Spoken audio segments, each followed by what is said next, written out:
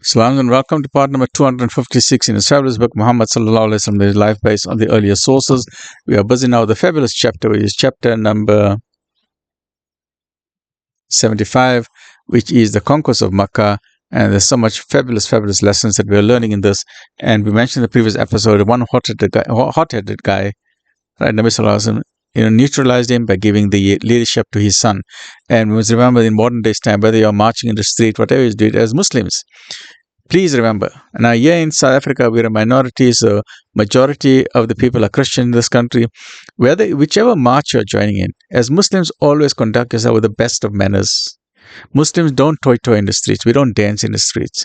You march with honor, with dignity, with nobility, with the best of manners. Muslims don't break windows. Muslims don't throw stones on cars. Muslims don't disrupt the traffic. You first get permission. Make sure the traffic must go. Just make half the road is blocked up.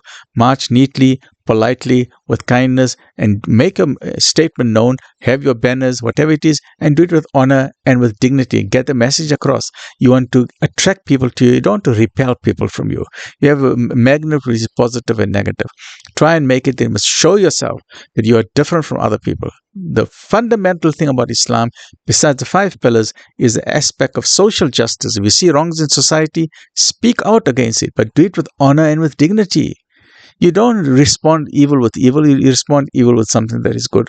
But it's your duty to speak out against. So Islam teaches us 2 fundamental qualities: stand up for social justice, and number 2, have the best of manners, have the best of akhlaq, have the best of character in all your conduct and dealings with others. And this is the way that when the early Muslims and the Sahaba, after the farewell pilgrimage, they went all over the world.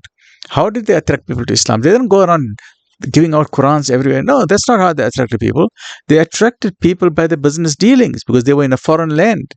And that's the first thing: you come in a foreign land, what you want to do? You want to earn money. So they was now trading with the people. But what made them stand out? In business, the Muslims are now very honest. They did not fiddle with the weights and balances. If the person gave them $100, they gave them the exact change back. They didn't take $110 from them. They said, no, this is your exact change. And the people were shocked. They said, we've never come across honest business people. So it was the business leaders who started with dawah, unintentionally, and because of the good manners. And this is what we must learn from the conquest of Mecca, that it was a hot-headed people. Take them out from your mission. Don't expel them if they're good people, because we don't know what difficulties they're going through. We don't know why some people are cold. They say, there's a famous idiom, and you must look at this quotation where you say, sometimes we judge a person. Look at this person. He's so cold. He's so rude. I greeted him, but he didn't even greet me back. What an arrogant person he is. That person is not arrogant. Did you take time to think that why is that person cold? Why is that person sitting all alone in a function? Just sitting all alone like this at a function, not talking much. That person is not arrogant. That person is not cold. That person is going through suffering. That person is going through difficulty. That person is not laughing and jumping around like a monkey or like a clown, like how some people do at any function. No, because that person is going through difficulty. And if you greet that person and the person just smiles and says, I'm okay, it doesn't mean that person is arrogant.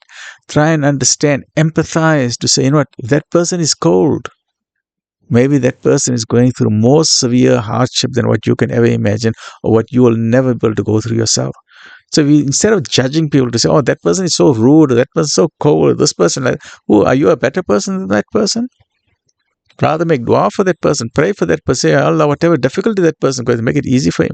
Ya Allah, don't put me in the difficulty what other people are going through. Always be empathetic. But always think about what other people are going through. That is why when patients come into our clinics, what do? You don't condemn a patient. You don't know what that patient is going through.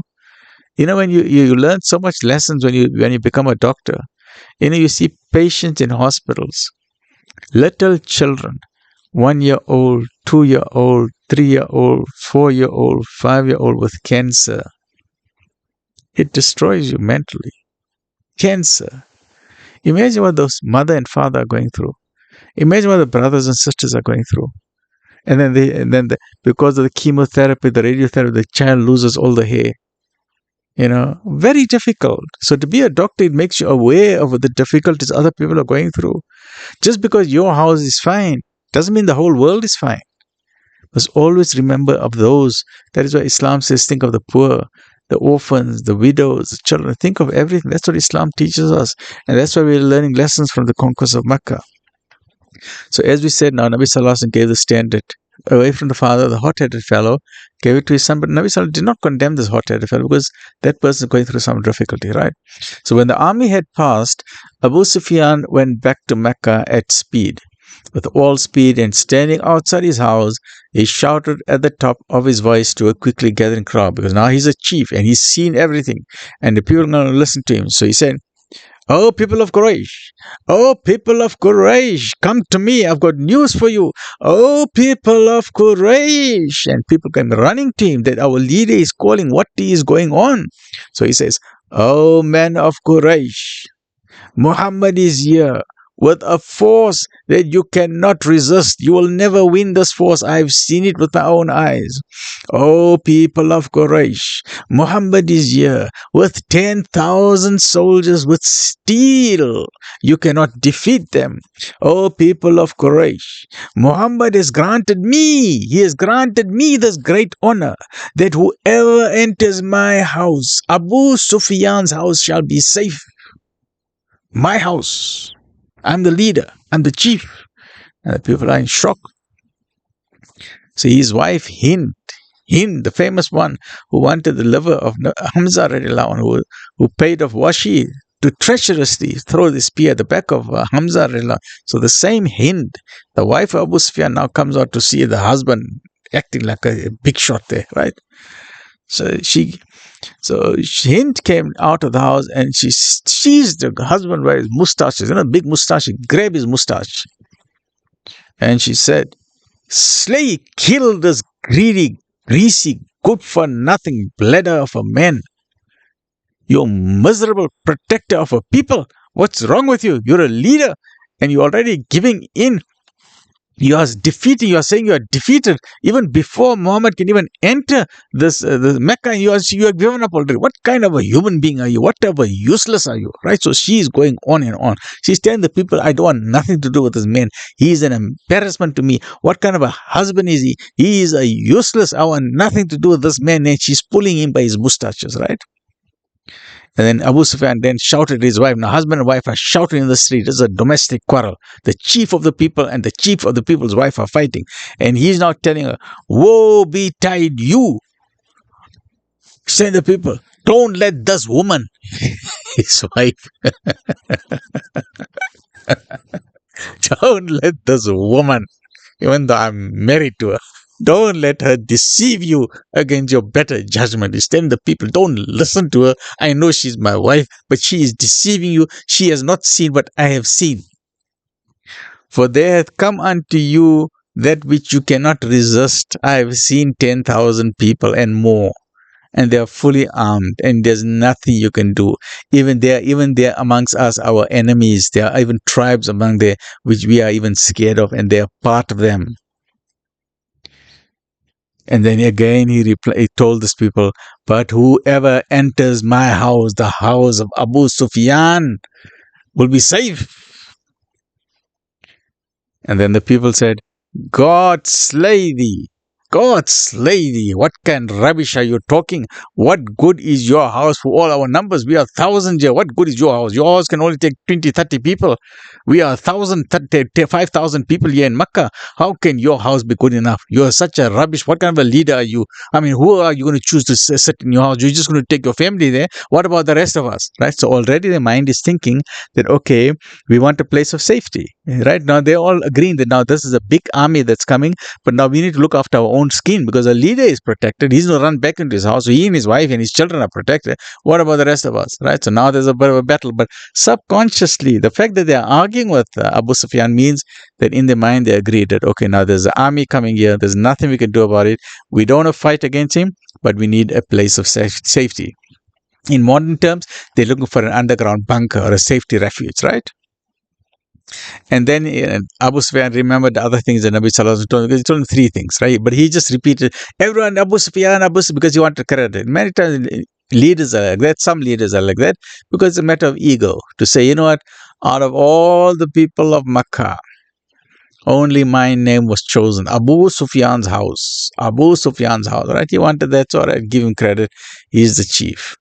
So when they asked him, "What good is your house for all the vast numbers that are in Makkah?" Then he said, And whosoever locks upon himself in his house shall be safe. Whoever stays indoors will be safe.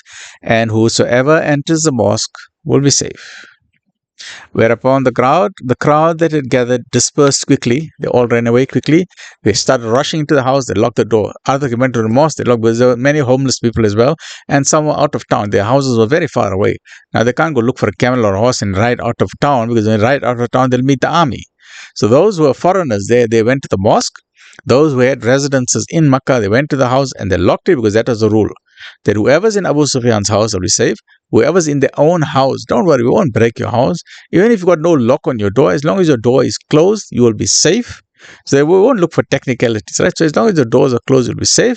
And whoever's in the masjid, the Kaaba, Masjid and Haram in Makkah, you'll be safe. So this Nabi Sallallahu is playing fair with them. To say, I don't want bloodshed. Please, guys, today is a day of mercy. So please listen to our rules and regulations. We don't want to make it hard for you. We are just asking you three simple things. When we come into Makkah, we don't want to see people in the street. That's all that we are saying. We did not come here to murder. We did not come here to fight. We did not come here to shed blood. We did not come here to rape.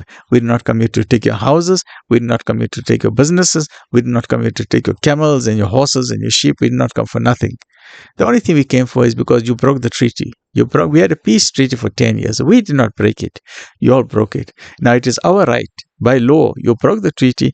We can come here and destroy you all. We can have a fully fledged fight. But Nabi Sallallahu Alaihi Wasallam is Ghafur Rahim. Nabi Sallallahu Alaihi Wasallam is sent as a mercy for all of creation. That means he's a mercy for humans, he's a mercy for the animals, he's a mercy for the environment, he's a mercy for the Muslims, he's a mercy for the non-Muslims, he's a mercy for everyone. So this is a day of mercy. So he said, I did not come for bloodshed. Please make sure that the streets must be empty.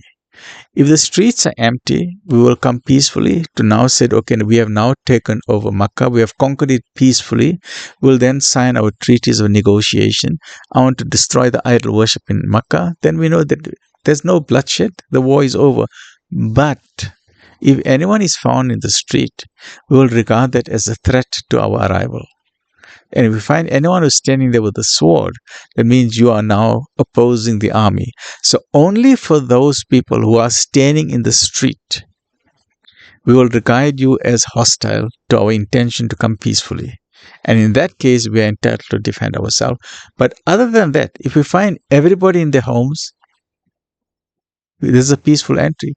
But despite that, the majority, 99.99% of the people were in their homes. And they stayed in Abu Sufyan's house, or they were in their homes, and some went to the Kaaba itself. But like in any group, you'll always find the extremists. So one or two people came with a sword. Let's see what happens next in the next episode. Stay well, look after yourself. Alhamdulillah.